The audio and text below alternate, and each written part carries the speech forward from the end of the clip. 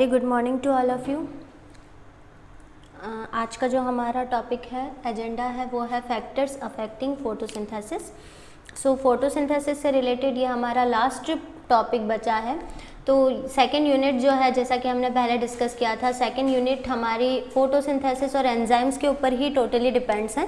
तो second unit में अभी तक हमने क्या क्या पढ़ा है, तो फोटोसिंथेसिस से रिलेटेड जितने भी पॉइंट है, मतलब इसकी मैकेनिज़्म है या फिर इसमें जो भी फैक्टर्स हैं, या फिर हम बात करें कि नॉर्मली फोटोसिंथेसिस किस में होता है, कहाँ कहाँ होता है, कौन से सेल्स के अंदर होता है, क्लोरोप्लास्ट में क्या क्या होता है, क्लोरोप्लास्ट का स्ट्रक्चर, पिगमेंट्स कितने टाइप के होते हैं, तो ये सारी प्रोसेसिंग हमने पढ़ी थी, light reaction, dark reaction.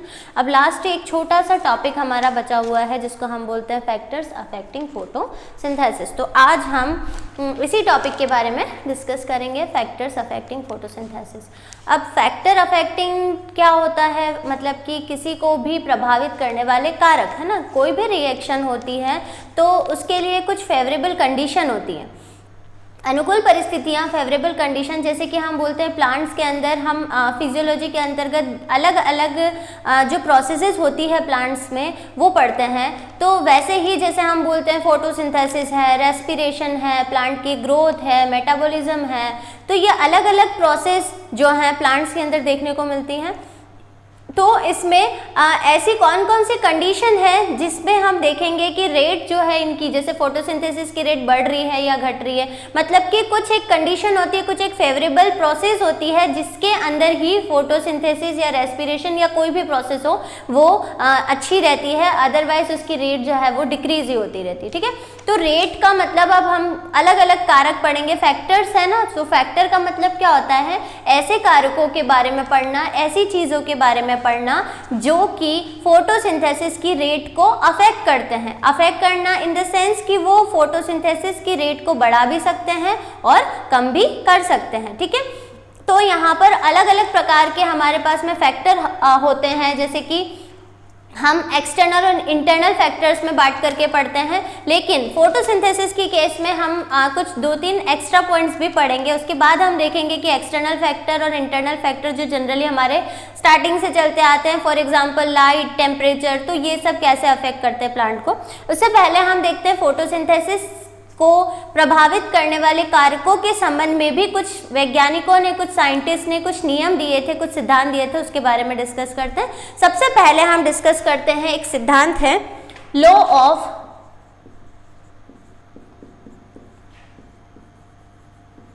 Limiting factor. ठीक है, लॉ ऑफ लिमिटिंग फैक्टर जो है सबसे पहले दिया गया था लिबिग के द्वारा। ठीक है, लिबिग्स लॉ ऑफ लिमिटिंग फैक्टर भी बोलते हैं इसको। कब दिया गया था, तो 1843 में दिया गया था। ठीक है, तो Liebig law of limiting factor भी इसे कहा जाता है। अब ये लॉ क्या है, ये सिद्धांत क्या है, उसकी बात करते हैं। तो लॉ ऑफ लिमिटिंग फैक्टर, यहाँ पर लॉ का मतलब होता है सिद्धांत। ठीक है, लिमिटिंग फैक्टर मतलब न्यूनतम कारक या सीमाकारी कारक, हिंदी में हम इसको क्या बोलते हैं, सीमाकारी कारक। तो लिमिटिंग फैक्टर का मतलब क्या होता है, फॉर एग्जाम्पल हम बात करते हैं, इन्होंने जो कहा पहले हम उसकी बात करते हैं। लिबिग के अनुसार, लिबिग ने क्या बोला कि कोई भी प्रोसेस है, प्रोसेस XYZ कुछ भी हो सकती है, मतलब कि फोटोसिंथेसिस हो गया, ट्रांसपिरेशन हो गया, कोई भी प्रोसेस। ठीक है, कोई भी प्रोसेस या कोई भी क्रिया, है ना, जो शारीरिक क्रियाएं हैं पौधे की, तो पौधे की शारीरिक क्रिया पर बहुत सारे कारक एक साथ प्रभाव डालते हैं, है ना। अकॉर्डिंग टू लिबिग क्या बोल रहे हैं, पौधे की शारीरिक क्रिया जो है, फिजियोलॉजिकल एक्टिविटीज जो है, उस पर बहुत सारे कारक जो है वो एक साथ प्रभाव डालते हैं। फिर भी पौधे या फिर उस प्रोसेस की जो रेट है वो किस पर नियंत्रित रहेगी, जो कारक सबसे न्यूनतम मात्रा में उपस्थित है। इसका मतलब, अब इसी को आगे ले जाने वाले एक साइंटिस्ट थे F.F. ब्लैकमैन, उसकी बात करते हैं। हमने लिबिग की बात करी, लिबिग ने क्या बोला कि पौधों की जो शारीरिक क्रिया होती है, पौधों की जो फिजियोलॉजिकल एक्टिविटीज होती है, उस पर बहुत सारे कारक एक साथ प्रभाव डालते हैं। फिर भी उसकी जो रेट है, उसकी जो दर है, मतलब उस प्रोसेस की जो दर है वो किस पर निर्भर करेगी, जो कारक सबसे न्यूनतम, सबसे कम मात्रा में उपस्थित है। अब इसी को आगे ले जाने वाले साइंटिस्ट थे एफ ब्लैकमैन। ठीक है, अब ब्लैकमैन ने 1905 में लिमिटिंग फैक्टर का ही फर्दर आगे ले गए, इसी लॉ को उन्होंने आगे ले गए और एक डेफिनेशन बताई लिमिटिंग फैक्टर की कि व्हाट इज लिमिटिंग फैक्टर, सीमाकारी कारक क्या होते हैं, ये बताया किसने, एफ ब्लैकमैन ने। ठीक है, ब्लैकमैन कौन है, तो ब्लैकमैन रिएक्शन, जैसे हम डार्क रिएक्शन को भी बोलते हैं जनरली, तो ये साइंटिस्ट है जिनका फोटोसिंथेसिस के ऊपर बहुत ज़्यादा वर्क है। ठीक है, फोटोसिंथेसिस के मैकेनिज्म के ऊपर, तभी इनको पता चला क्योंकि इन्होंने क्या किया, डिफरेंट चीज़ों का यूज़ करा, मतलब एक ही पौधे पर अलग अलग लाइट का या लाइट है, टेम्परेचर है, ये सब देने के बाद में उन्होंने देखा कि पौधों के लिए फेवरेबल कंडीशन क्या है। जैसे कि जब हम विजिबल स्पेक्ट्रम पढ़ रहे थे, दृश्य प्रकाश हमने पढ़ा था, तब हमने देखा था कि जो रेड कलर की लाइट होती है ना, जो रेड लाइट होती है जिसकी वेवलेंथ जो है वो 650 to 700 मैक्सिमम इतनी रहती है, तो वो पौधों के लिए सबसे बेस्ट होती है। ठीक है, रेड ड्रॉप इफेक्ट या इमर्सन इफेक्ट हमने जब पढ़ा था, तो हमने क्या बोला था कि रेड लाइट जो है वो प्लांट्स के लिए सबसे बेस्ट होती है, मतलब इस रेड लाइट पर प्लांट्स फोटोसिंथेसिस जो है वो अच्छी तरीके से करते हैं, उसकी रेट जो है वो बढ़ती है। लेकिन अगर आप उससे ज़्यादा तरंगदैर्घ्य का प्रकाश देंगे तो ऐसी कंडीशन में फोटोसिंथेसिस की रेट जो है वो कम होगी। तो उन्होंने स्टडी किया, तभी उनको पता चला कि प्लांट्स के लिए क्या अच्छा है, क्या बेनिफिशियल है। उसी प्रकार से जब ब्लैकमैन ने लिमिटिंग फैक्टर के बारे में बताया, तो ब्लैकमैन ने क्या बोला कि जब किसी भी क्रिया पर, फॉर एग्जाम्पल हम यहाँ पर फोटोसिंथेसिस पढ़ रहे हैं तो हम उसी की बात करते हैं, फोटो सिंथेसिस। ठीक है, जब किसी भी क्रिया पर बहुत सारे कारक एक साथ प्रभाव डाल रहे हैं, मतलब कि फोटोसिंथेसिस को बहुत सारे फैक्टर जो है वो क्या कर रहे हैं, अफेक्ट कर रहे हैं, तो फोटोसिंथेसिस की जो रेट है वो उस कारक द्वारा प्रभावित होगी जो उसमें सबसे कम मात्रा में उपस्थित है। फॉर एग्जाम्पल हमने मान लिया कि ये सबसे कम मात्रा में उपस्थित है और ये हमने मान लिया क्या है, CO2। जैसे कि हम बात करते हैं बहुत सारे कारक की, जैसे हम बात करते हैं फॉर एग्जाम्पल लाइट हो गया, टेम्परेचर हो गया, इंटेंसिटी ऑफ लाइट हो गया, ठीक है, नेचर ऑफ लाइट हो गया, इसके अलावा O2 हो गया और CO2 हो गया। हमने बोला कि जब किसी क्रिया पर बहुत सारे कारक जो है वो एक साथ प्रभाव डालते हैं, तो क्रिया की जो दर है वो उस कारक द्वारा नियंत्रित होगी जो उसमें सबसे कम मात्रा में उपस्थित है। अब हम बात करते हैं CO2 की, है ना, यहाँ पर हम एग्जांपल ले रहे हैं CO2 का। तो हम सबको पता है कि CO2 जो है वो एनवायरनमेंट में कितनी है, 0.03%। ठीक है, 0.03%। CO2 एनवायरनमेंट में कितनी है, इतना परसेंट है। ठीक है, तो हमने मान लिया कि CO2 ही सबसे कम मात्रा में उपस्थित है, तो रेट ऑफ फोटोसिंथेसिस जो है वो किसके द्वारा अफेक्ट होगी, CO2 के द्वारा। मतलब कि जब किसी क्रिया पर बहुत सारे कारक एक साथ प्रभाव डाल रहे हैं, तो उस क्रिया की जो दर है वो उस कारक द्वारा प्रभावित होगी जो सबसे कम मात्रा में उपस्थित है। तो इन सब कारकों में, इन सब फैक्टर्स में हमने देखा कि CO2 जो है वो सबसे कम मात्रा में उपस्थित होती है, क्योंकि एनवायरनमेंट में इतना ही परसेंट CO2 है, तो भी फोटोसिंथेसिस की जो रेट है वो CO2 के द्वारा कंट्रोल होती है। तो ये ब्लैकमैन के द्वारा और लिबिंग का जो थ्योरी था लॉ ऑफ लिमिटिंग फैक्टर, उसका फर्दर फॉर्म था। ठीक है, तो हम इसी फैक्टर्स अफेक्टिंग फोटोसिंथेसिस की जो बात कर रहे हैं, तो प्रकाश संश्लेषण को प्रभावित करने वाले कारकों के लिए अलग अलग वैज्ञानिकों ने अलग अलग सिद्धांत दिए थे, और उसी में हमने लॉ ऑफ लिमिटिंग फैक्टर देखा और उसी को प्रमाणित किया था FF ब्लैकमैन ने, और उन्होंने ये थ्योरी जो है, ये जो लॉ है वो बताया। ठीक है, फोटोसिंथेसिस के बारे में। अब हमने लास्ट क्लास में कंपनसेशन पॉइंट के बारे में भी डिस्कस किया था, संतुलन बिंदु।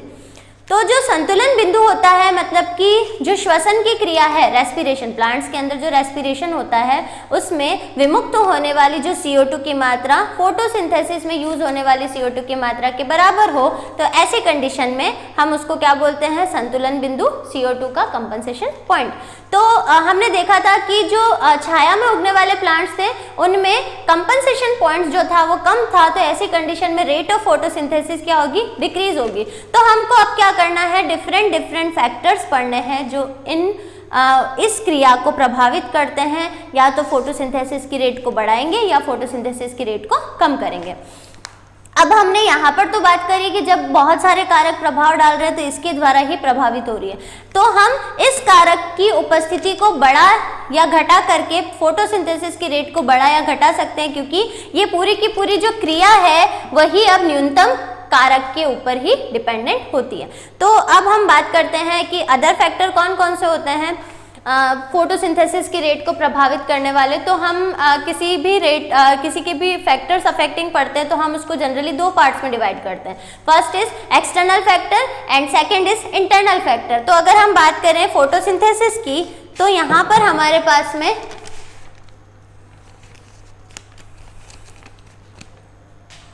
फैक्टर्स अफेक्टिंग फोटोसिंथेसिस की बात करते हैं। तो फर्स्ट तो हमने बोल दिया लॉ ऑफ लिमिटिंग फैक्टर।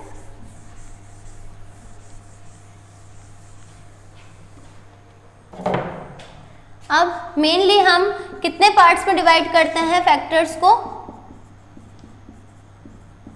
दो पार्ट्स में। फर्स्ट इज एक्सटर्नल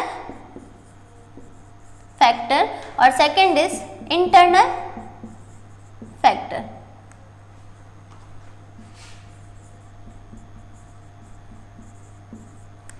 अब एक्सटर्नल फैक्टर कौन कौन से हैं जो फोटोसिंथेसिस को अफेक्ट करते हैं उसकी बात करें हम, तो बाहरी कारक का मतलब होता है जो बाहर से प्लांट है ना, एक तो प्लांट होता है, मेनली फोटोसिंथेसिस की जो प्रोसेस है वो प्लांट की लीफ के अंदर होने वाली प्रोसेस है, क्योंकि क्लोरोप्लास्ट जो है वो लीफ के अंदर उपस्थित होता है। तो अब प्लांट में अगर कोई चीज है तो वो तो हो जाएगी इंटरनल फैक्टर, और प्लांट के बाहर की तरफ जितनी भी चीजें हैं जो रेट ऑफ फोटोसिंथेसिस को अफेक्ट कर रही हैं तो वो एक्सटर्नल चीजें हो जाएगी। तो एक्सटर्नल चीजों में अगर हम बात करें कि लाइट, प्रकाश है ना, लाइट या फिर प्रकाश की अगर हम बात करें तो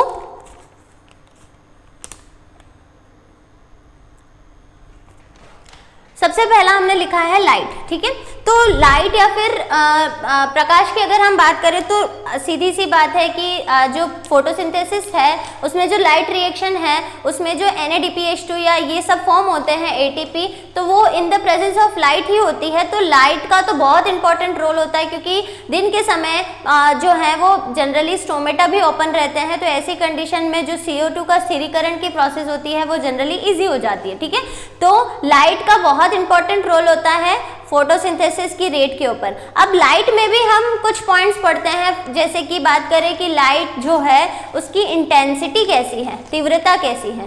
तीव्रता का मतलब लाइट जो है वो किस इंटेंसिटी से आ रही है, मतलब तीव्र प्रकाश है या थोड़ा सा लो है, ठीक है। तो ऐसी कंडीशन में इंटेंसिटी की अगर हम बात करें, तीव्रता की अगर हम बात करें तो बहुत ज़्यादा तीव्रता नहीं होनी चाहिए, मतलब मिनिमम लाइट होनी चाहिए, ठीक है। इसके अलावा अगर हम इसके नेचर की बात करें, नेचर ऑफ लाइट की बात करें, तो हमने बोला था कि जो रेड लाइट होती है, रेड लाइट मतलब कि लाल प्रकाश, ठीक है। तो जो रेड लाइट होती है वो फोटोसिंथेसिस के लिए सबसे अच्छी लाइट मानी जाती है, क्योंकि इस लाइट पर, रेड लाइट पर फोटोसिंथेसिस की जो रेट है वो बढ़ती है, ठीक है। तो बेस्ट वेवलेंथ वाली जो लाइट है वो रेड लाइट मानी जाती है, और सबसे कम प्रकाश संश्लेषण अगर किसी कलर पे हो रहा है तो वो ग्रीन कलर पर होता है, ठीक है।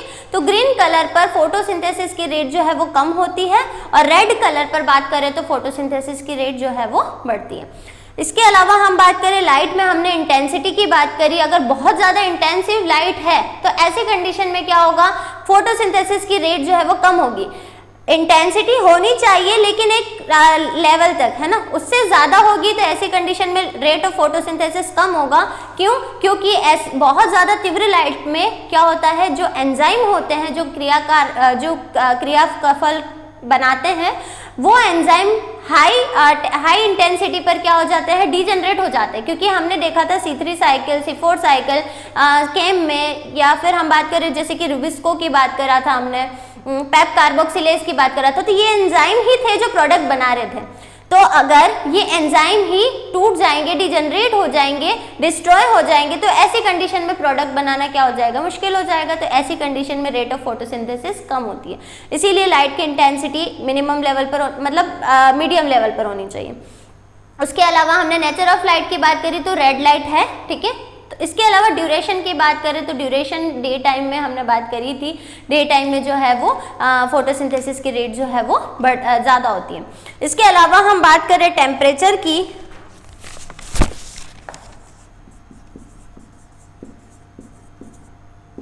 ठीक है, टेम्परेचर की अगर हम बात करें तो तापमान जो है वो एक फिक्स, जैसे हर कंडीशन के प्लांट्स के लिए अलग अलग फिक्स टेम्परेचर होता है और उसी टेम्परेचर पर जो है वो फोटोसिंथेसिस की रेट जो है वो बढ़ती है। अदरवाइज क्या होगा, टेम्परेचर जैसे हम जनरली मानते हैं 10 to 30 डिग्री सेंटीग्रेड जो टेम्परेचर होता है, अब हम उसको आइडियल टेम्परेचर मानते हैं। क्यों आइडियल टेम्परेचर, मतलब कि फोटोसिंथेसिस की जो रेट है वो इस तापमान पर सबसे ज़्यादा होगी। लेकिन अगर तापमान जो है, टेम्परेचर जो है वो बहुत ज़्यादा हाई है, बहुत ज़्यादा हाई टेम्परेचर वाली कंडीशन है, तो ऐसी कंडीशन में रेट ऑफ फोटोसिंथेसिस डिक्रीज होगी। क्यों, सेम कंडीशन होगी कि जब तापमान बढ़ेगा तो ऐसी कंडीशन में जितने भी एंजाइम थे इसके अंदर यूज होने वाले, क्रियाफल बनाने वाले, प्रोडक्ट बनाने वाले, वो क्या हो जाएंगे, डिस्ट्रॉय हो जाएंगे। तो टेम्परेचर, आइडियल टेम्परेचर 10 to 30% या 30 डिग्री सेंटीग्रेड माना जाता है फोटोसिंथेसिस को नॉर्मली कंट्रोल करने के लिए। थर्ड पॉइंट की अगर हम बात करें तो O2, अब ऑक्सीजन भी फोटोसिंथेसिस की रेट को प्रभावित करती है, लेकिन उससे पहले हम देखते हैं CO2।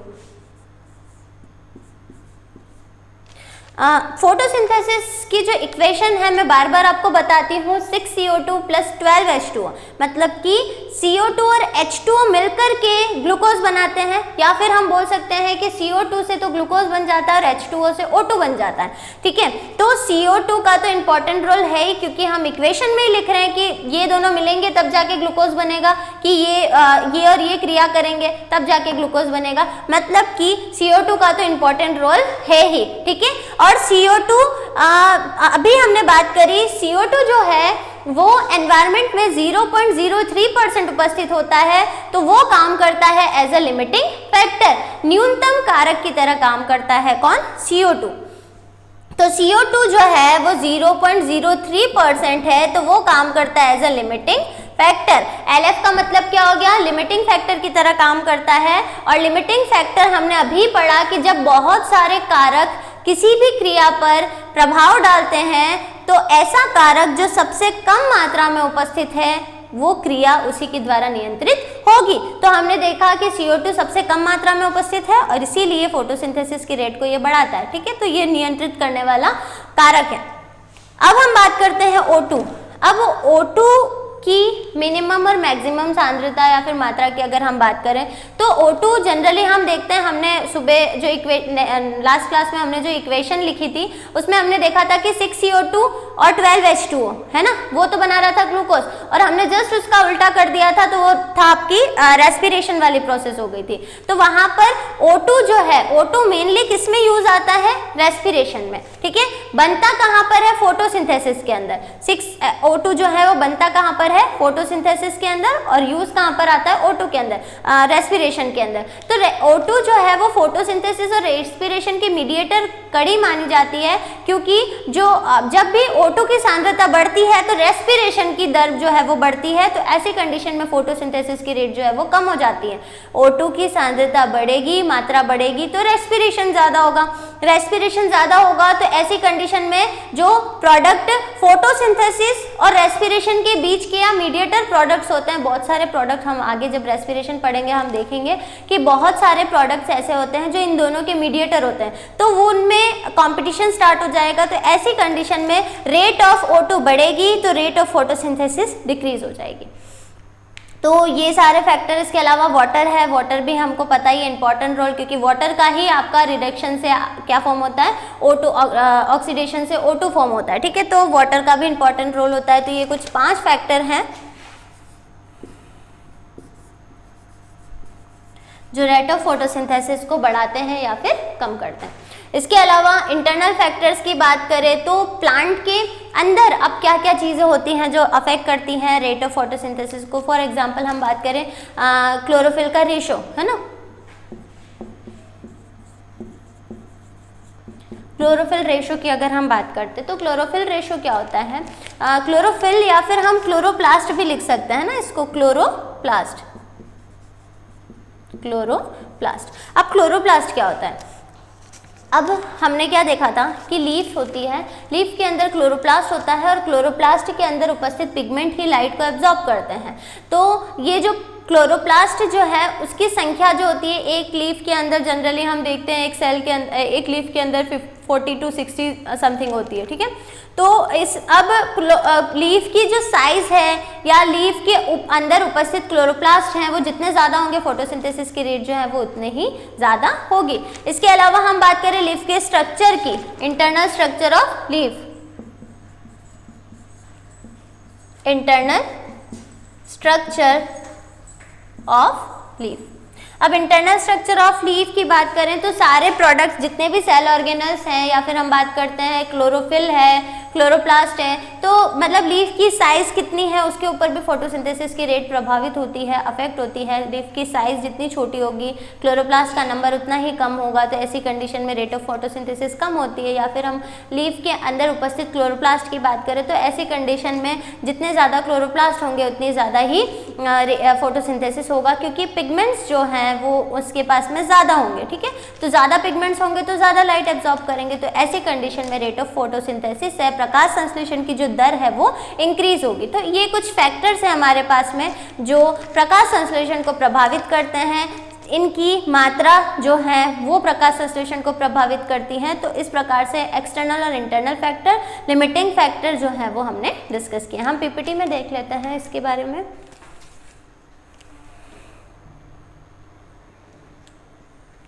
फोटोसिंथेसिस है ना, फैक्टर अफेक्टिंग फोटोसिंथेसिस। तो हमको इसमें दो चीज़ें देखनी है। सबसे पहला तो फैक्टर अफेक्टिंग फोटोसिंथेसिस देखना है और उसके बाद में फोटो रेस्पिरेशन देखना है। तो फोटो रेस्पिरेशन भी हमारे सिलेबस के अंदर दे रखा है, उसकी भी हम बात करेंगे। सबसे पहले हम फैक्टर्स की बात करते हैं। The action of photosynthesis is influenced by many external and internal factors। मतलब कि प्रकाश संश्लेषण की जो प्रक्रिया है वो बहुत सारे आंतरिक और बाह्य कारकों द्वारा प्रभावित होती है। The action of photosynthesis depends on the interaction of various factors. In the 19th century, scientists separated determined the minimum, maximum and optimal quantity of each factor। मतलब साइंटिस्ट ने इसकी हर फैक्टर की मिनिमम, मैक्सिमम और optimum जो है वो मतलब क्रियाओं के बारे में बताया था या पढ़ा था, ठीक है, अध्ययन किया था। But scientist did not have knowledge of the interaction of this factor. इनका आपस में संबंध क्या है? जैसे कि हम बोलते हैं कि किसी भी चीज़ को बहुत सारे कारक प्रभावित कर रहे हैं, तो उन कारकों का, उन फैक्टर्स का एक दूसरे से भी संबंध होता है। तो उसके बारे में उस टाइम पर इतना नॉलेज नहीं आया था। Therefore, in their studies, it was found that the optimal amount of a factor decreases rather than remain constant। ठीक है, मतलब कि वैज्ञानिकों ने क्या बताया था कि जो जब इनकी स्टडी करी तब उन्होंने क्या बताया था कि कोई भी एक कारक है उसकी जो ऑप्टिमल कंडीशन है या फिर अनुकूल मात्रा है वो स्थिर नहीं होती है, वो कंटिन्यूसली बढ़ती है या फिर घटती है। अब हम बात करते हैं फैक्टर्स अफेक्टिंग फोटोसिंथेसिस में। लॉ ऑफ लिमिटिंग फैक्टर की हम बात करें तो लिबिक जो है, लिबिक के द्वारा दिया गया था। तो Liebig told that the rate of physical activities has the effect of all its factors and mainly that factor whose quantity is minimum. कोई भी प्रक्रिया है, फिजिकल एक्टिविटी है, उस पर बहुत सारे कारक एक साथ प्रभाव डालते हैं, लेकिन मुख्य रूप से वो जो क्रिया है वो उस कारक द्वारा नियंत्रित होगी जो सबसे कम मात्रा में उपस्थित होगा।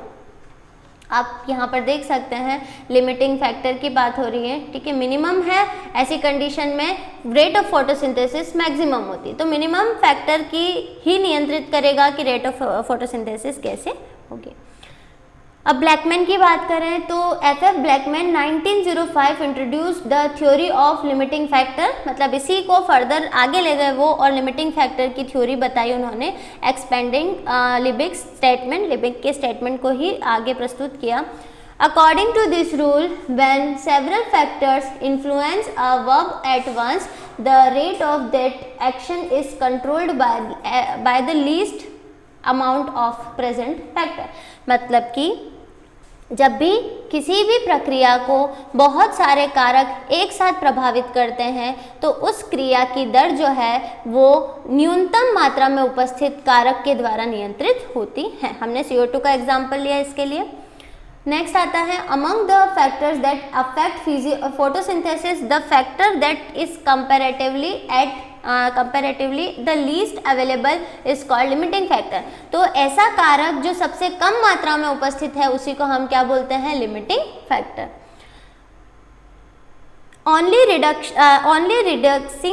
reducing or increasing the amount of the limiting factor can decrease or increase the rate of photosynthesis। अगर हम केवल उसी फैक्टर को, उसी लिमिटिंग फैक्टर की दर को या कम करें या ज़्यादा करें तो हम फोटोसिंथेसिस की रेट को भी कम या अधिक कर सकते हैं।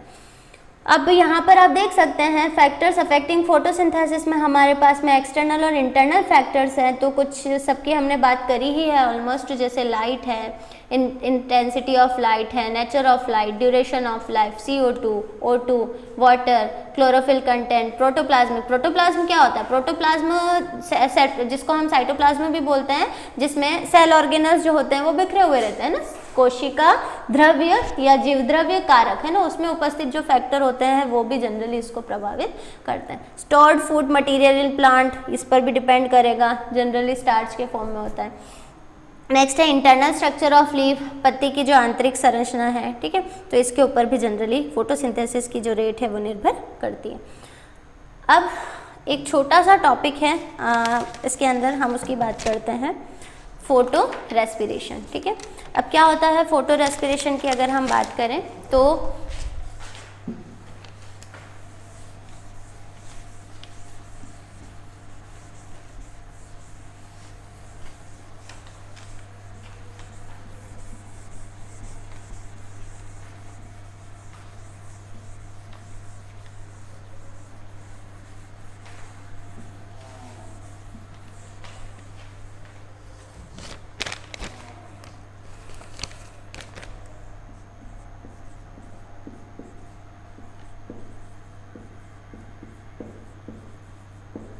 प्रकाशीय श्वसन, इसको हम हिंदी में बोलते हैं फोटो रेस्पिरेशन।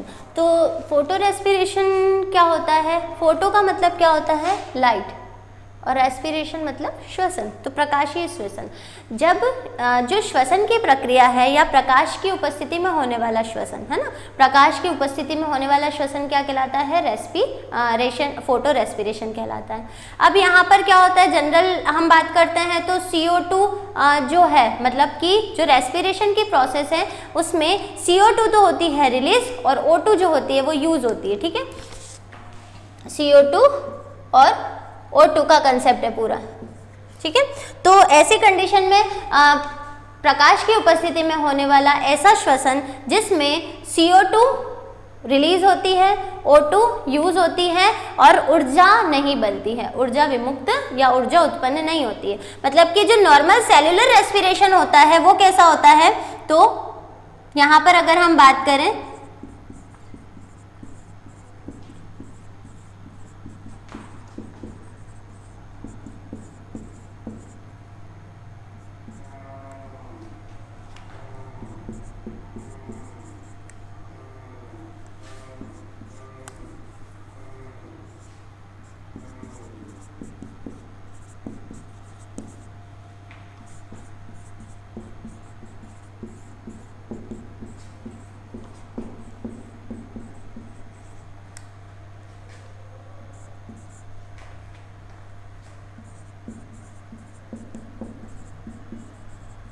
ठीक है।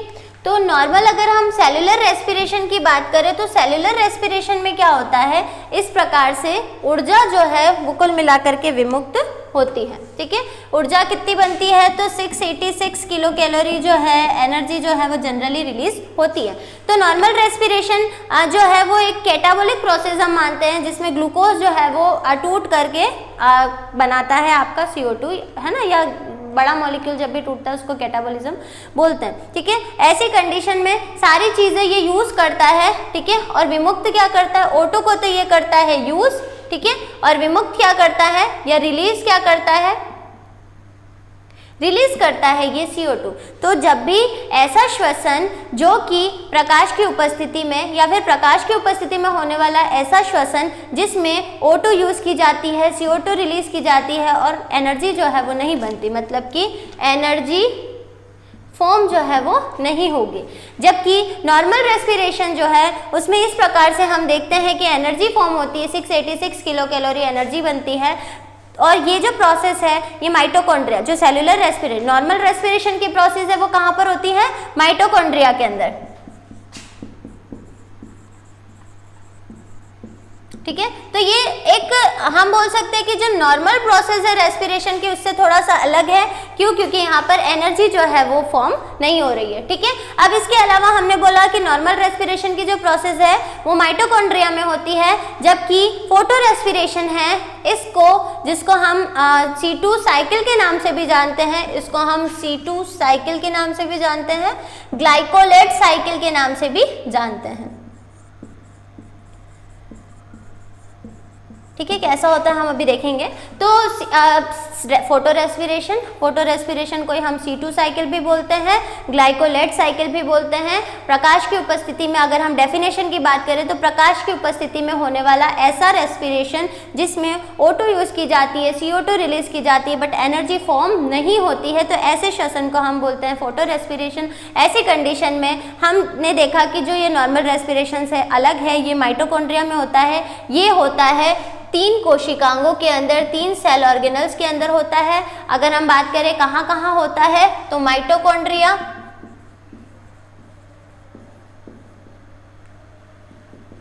क्लोरोप्लास्ट या पेरोक्सिसोम, माइटोकॉन्ड्रिया, पेरोक्सिसोम और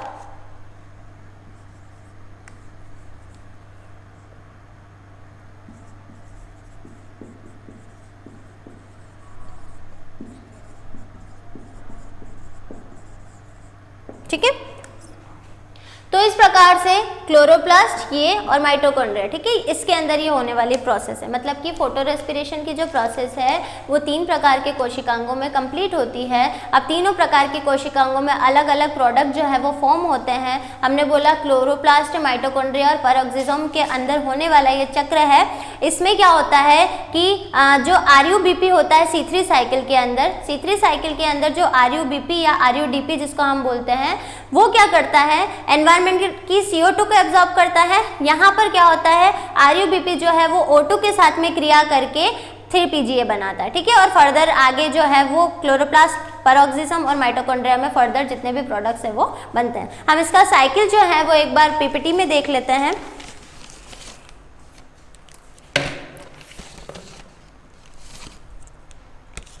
फोटो रेस्पिरेशन, सबसे पहले इसकी डेफिनेशन की बात करें तो cellular respiration usually occurs in the mitochondria in which oxygen is absorbed and CO2 is release, ठीक है। जो नॉर्मल सेलुलर रेस्पिरेशन होता है वो आपका होता है कहाँ पर? माइटोकॉन्ड्रिया के अंदर। जो भी कोशिकीय श्वसन होता है, कोशिकीय श्वसन मतलब ये जो नॉर्मल रेस्पिरेशन जिसकी इक्वेशन मैंने लिखी है, तो occurs in the mitochondria in which oxygen is absorbed, oxygen को यूज किया जाता है और CO2 को रिलीज किया जाता है। It does not depends on light, इसमें लाइट का कोई भी रोल नहीं होता है, डिपेंड नहीं करती है ये लाइट पर। It's rate is almost the same at night and dark, ये दिन में भी इसकी रेट उतनी ही होती है और नाइट में भी इतनी ही होती है। But photo respiration is such a phenomenon that liberates CO2 in the presence of light, ठीक है। तो कुल मिलाकर के फोटोसिंथेसिस के अंदर प्रकाश की उपस्थिति में CO2 विमुक्त की जाती है। The activity of respiration in which oxygen is taken in the presence of light and CO2 is released, oxygen जब प्रकाश की उपस्थिति में ऑक्सीजन ली जाती है और CO2 रिलीज की जाती है। But energy is not produced in this activity, but ऊर्जा उत्पन्न नहीं होती है। तो ऐसी मैकेनिज्म को हम फोटो रेस्पिरेशन कहते हैं। The process of glycolate cycle, अब हमने बोला कि फोटो रेस्पिरेशन की जो प्रोसेस है उसको हम C2 साइकिल के नाम से भी जानते हैं, ग्लाइकोलेट साइकिल के नाम से भी जानते हैं।